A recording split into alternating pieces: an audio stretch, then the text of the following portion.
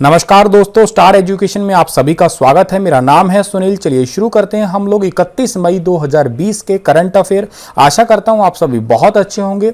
आज 31 मई है, यानी कि महीने का आखिरी दिन है।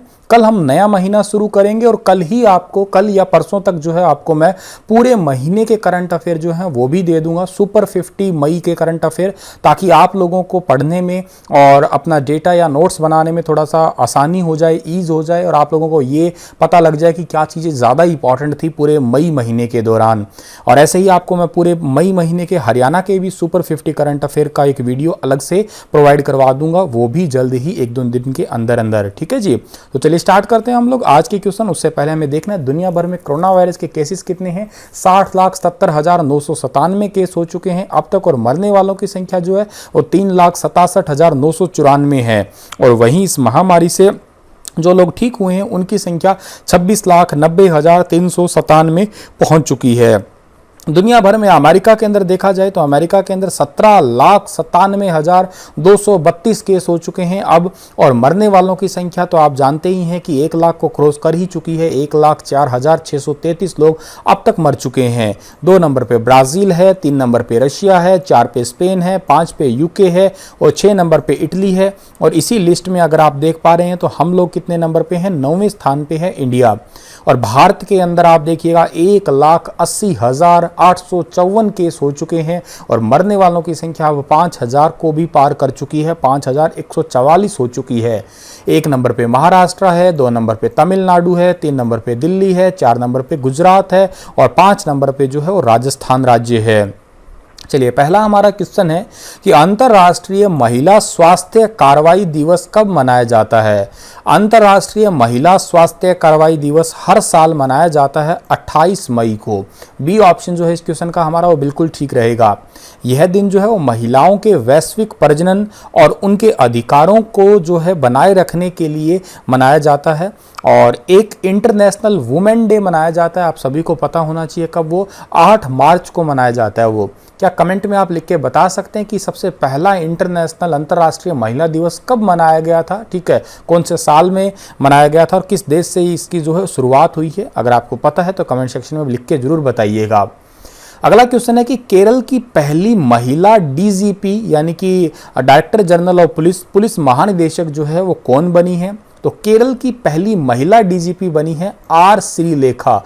ए ऑप्शन जो है इस क्वेश्चन का बिल्कुल ठीक रहेगा, जो कि आपको फोटो में दिखाई दे रही होगी। यही है केरल की पहली महिला डीजीपी आर श्रीलेखा। केरल में उन्हें फायर एंड रेस्क्यू सर्विस के डीजीपी के रूप में जो है नियुक्त किया गया है। ये केरल की पहली महिला आईपीएस भी यही थी। और वर्तमान में केरल के मुख्यमंत्री का नाम तो आपको पता ही है, पिनराई विजयन है। गवर्नर का नाम है आरिफ मोहम्मद खान और राजधानी है तिरुवनंतपुरम। अच्छा, बात केरल की हुई है ना, तो केरल के अंदर सबसे ज़्यादा काली मिर्च और इलायची होती है, तो इसके लिए भी फेमस है। ये मसालों का राजा भी इसको एक तरीके से कह दिया जाता है इस राज्य को ही। साइलेंट वैली के नाम से भी केरल को पुकारते हैं। केरल के अंदर जो है वो एकमात्र ऐसा एयरपोर्ट है जो 100% सोलर एनर्जी से चलता है, वो आपको पता ही होगा, कोची एयरपोर्ट है जो कि 100% सोलर एनर्जी द्वारा चलता है। भारत का वो राज्य है जहां पे 4 इंटरनेशनल एयरपोर्ट है, कन्नूर है, कोझिकोड है, तिरुवनंतपुरम है और कोची है। ये 4 इंटरनेशनल एयरपोर्ट है। भारत में सबसे पहले मॉनसून जो आता है वो भी केरल के अंदर ही एंटर करता है। वो तारीख है 1 जून, यानी कि कल 1 जून की तारीख जो है वो हालांकि 1-2 दिन आगे पीछे हो जाता है, लेकिन हमें ज्योग्राफी में पढ़ना ही होता है। 1 जून को सबसे पहले केरल के अंदर मॉनसून आता है। अच्छा, 1 जून को इंडिया में मॉनसून आता है, इस घटना को कहते क्या है? इसको मॉनसून प्रस्फोट या मॉनसून विस्फोट या मॉनसून धमाका कहते हैं। अब एग्जाम आईएएस में पूछा गया क्वेश्चन है कि मॉनसून धमाका किसे कहते हैं, तो आपका आंसर होना चाहिए 1 जून को, या मॉनसून प्रस्फोट या मॉनसून विस्फोट, एक ही बात है। अच्छा, केरल के अंदर एक पहाड़ी है, ठीक है, जो कि दक्षिण भारत की सबसे ऊंची पहाड़ियों में आती है, ठीक है। अन्नामुदी के नाम से उसे जो है जाना जाता है। अन्नामलाई की पहाड़ियों में अन्नामुदी की चोटी है जो काफ़ी ऊंची चोटी है। क्या मुझे आप कमेंट में उसका भी ऊंचाई बता सकते हैं कि कितने मीटर की ऊंचाई है उसकी, ठीक है। चलिए आगे बढ़ते हैं हम लोग। तो 36वें राष्ट्रीय खेलों को कोविड-19 के चलते कब तक के लिए स्थगित कर दिया गया है? तो जो नेशनल गेम है 36वें, वो इससे पहले जो है 2015 में हुए थे केरला में, और अब जो है 36वें कोविड-19 के चलते जो गेम है उनको स्थगित कर दिया गया है अनिश्चित काल के लिए। कोई फिक्स टाइम नहीं है, जब तक हालात सुधरेंगे नहीं तब तक जो है इनको रोक दिया गया है। लास्ट टाइम ये 2015 में खेले गए थे, ठीक है। और वर्तमान में ओलंपिक संघ के अध्यक्ष का नाम क्या है? नरेंद्र ध्रुव बत्रा है, ठीक है जी। आगे बढ़ते हैं हम लोग। तो FSDC की 22वीं बैठक जो है उसकी अध्यक्षता किसने की है? तो अभी हाल ही में FSDC की 22वीं बैठक की अध्यक्षता की है हमारी निर्मला सीतारमन ने, जो कि हमारे भारत की वित्त मंत्री भी हैं। अच्छा, ये FSDC क्या होता है? FSDC का मतलब होता है financial stability and development council, Hindi में कहते हैं इसे वित्तीय स्थिरता विकास परिषद। इसकी स्थापना नवंबर 2017 में हुई थी। अच्छा, इसकी जो हमारी वित्त मंत्री और कॉरपोरेट कार्य की मंत्री है, उन्होंने इसकी जो है अध्यक्षता की है। और ये वित्तीय स्थिरता बनाए रखने के लिए जो है हर महीने कैसे कैसे निर्णय, कैसे कैसे कदम उठाए जा सकते हैं, इसके बारे में ये बैठक जो है हुई थी। निम्न में से भारत का कौन सा ऐसा राज्य है जिसकी सड़कों के विकास के लिए ADB यानी कि एशियन डेवलपमेंट बैंक ने ऋण समझौते पर हस्ताक्षर किए हैं? तो ADB ने भारत में महाराष्ट्र के सड़कों का विकास के लिए जो है वो ऋण समझौते पर हस्ताक्षर किए हैं। C ऑप्शन सही रहेगा इस क्वेश्चन का हमारा। और ये प्रोजेक्ट तकरीबन 170 अमेरिकी मिलियन डॉलर का जो है रहने वाला है।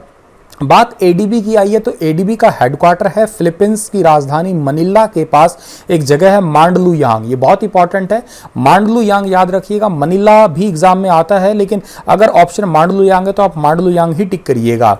इसके प्रेसिडेंट का नाम है मात्सु असाकावा। और इसकी स्थापना कब हुई है ADB की? 19 दिसंबर 1966 को स्थापना हुई है। और इसके ADB के मेंबर कंट्री कितनी है? 68 मेंबर कंट्री है ADB की। बात महाराष्ट्र की भी हुई है तो मैप में देखिएगा, ये है महाराष्ट्र। महाराष्ट्र की राजधानी मुंबई है। महाराष्ट्र के गवर्नर का नाम भगत सिंह कोश्यारी है। मुख्यमंत्री का नाम उद्धव सिंह ठाकरे है। अच्छा, एक बात और भी आप याद रखिए कि महाराष्ट्र का जो मुंबई पोर्ट है वो भारत का सबसे बड़ा प्राकृतिक बंदरगाह है। और महाराष्ट्र के अंदर ये इसी के पास में ही बना, मुंबई पोर्ट के पास में एक नाहवा सेवा पोर्ट है, जिसको हम लोग JNP भी बोलते हैं, जवाहरलाल नेहरू पोर्ट ट्रस्ट भी बोलते हैं। वो भारत का पहला सबसे बड़ा कृत्रिम बंदरगाह है। कहिएगा, पहला तो नहीं कहूँगा, सबसे बड़ा कृत्रिम बंदरगाह है, ठीक है। और सबसे तेजी से ग्रो करता हुआ बंदरगाह भी वही है, JNP या जवाहरलाल नेहरू पोर्ट, या उसका दूसरा नाम नाहवा सेवा पोर्ट भी है। अगला क्वेश्चन है कि भारतीय ओलंपिक संघ यानी कि IOC ने किसे ओलंपिक चैनल कमीशन का सदस्य बनाया है? तो ओलंपिक चैनल कमीशन का सदस्य बनाया है नरेंद्र बत्रा को। A ऑप्शन सही रहेगा, जो कि आपको फोटो में दिखाई दे रहे हैं। अच्छा, IOC का बनाया नहीं तो IOC के वर्तमान में अध्यक्ष का नाम है थॉमस बाक, ये जरूर आप याद रखिएगा। इसके अलावा अंतर्राष्ट्रीय हॉकी महासंघ के भी प्रमुख हैं नरेंद्र बत्रा, ये भी आपको याद रखना है। पैन परमानेंट अकाउंट नंबर के तत्काल आवंटन की सुविधा जो है वो किसने शुभारंभ की है? तो ये शुभारंभ किया निर्मला सीतारमन ने। तत्काल आवंटन का मतलब है कि जल्दी ही मिल जाएगा। कैसे मिलेगा? जिसके पास भी आधार कार्ड है और उसका आधार कार्ड अगर मोबाइल नंबर से कनेक्ट है तो उसको जल्दी ही जो है पैन कार्ड यानी कि परमानेंट अकाउंट नंबर मिल जाएगा। और ये सुविधा शुरू की है हमारी भारत की केंद्रीय वित्त मंत्री निर्मला सीतारमन ने।